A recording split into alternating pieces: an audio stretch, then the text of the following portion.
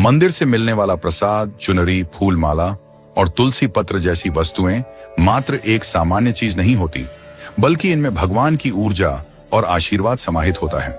कई बार हमें यह सवाल आता है कि मंदिर से जो प्रसाद या वस्तुएं मिलती हैं, उनका क्या करना चाहिए। खासकर जब चुनरी या फूल माला जैसी चीजें घर लाते हैं तो हमें समझ नहीं आता कि इनका क्या करें और इन्हें कहां रखें। इस वीडियो में यही सवाल उठाया गया है और इसका सरल सा जवाब भी दिया गया है। जब हमें मंदिर से चुनरी मिलती है तो वह साधारण कपड़ा नहीं होता। वह कपड़ा भगवान के स्पर्श से होकर आता है और उसमें भगवान की ऊर्जा समाहित होती है। चुनरी को हमें हमेशा श्रद्धा और सम्मान से रखना चाहिए। किसी भी प्रकार के संकट या मुश्किल समय में जब घर में कोई परेशानी हो तो उस चुनरी को अपने सिर पर रखें या माथे पर लगाएं।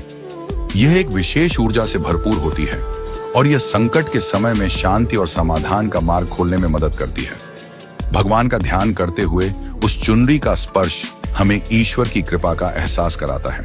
मंदिर से मिलने वाला प्रसाद भी साधारण नहीं होता। यह भगवान को भोग के रूप में अर्पित किया जाता है और इस प्रसाद में भी भगवान की ऊर्जा समाहित होती है।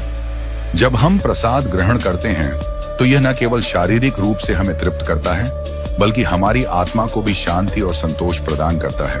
प्रसाद का एक एक कण हमारे लिए अमृत के समान होता है। हमें इसे ग्रहण करते समय भगवान का ध्यान करना चाहिए ताकि हम उसकी दिव्य ऊर्जा को आत्मसात कर सकें। प्रसाद ग्रहण करते समय हमें यह याद रखना चाहिए कि यह कोई साधारण भोजन नहीं है, बल्कि यह ईश्वर द्वारा दिया गया आशीर्वाद है।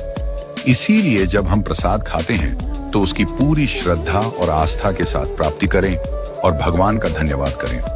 यह हमारे शरीर और आत्मा दोनों की तृप्ति का कारण है।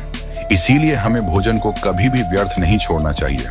कभी कभी हमें मंदिर से प्रसाद की अधिक मात्रा मिल जाती है और हम उसे घर लाकर जमा कर लेते हैं, लेकिन यह ध्यान रखना जरूरी है कि प्रसाद को समय रहते ग्रहण करना चाहिए ताकि वह खराब न हो जाए। अगर हम प्रसाद को समय पर नहीं खाते तो वह व्यर्थ हो जाता है और फिर अक्सर हम उसे या तो कूड़े में डाल देते हैं या गाय को दे देते हैं।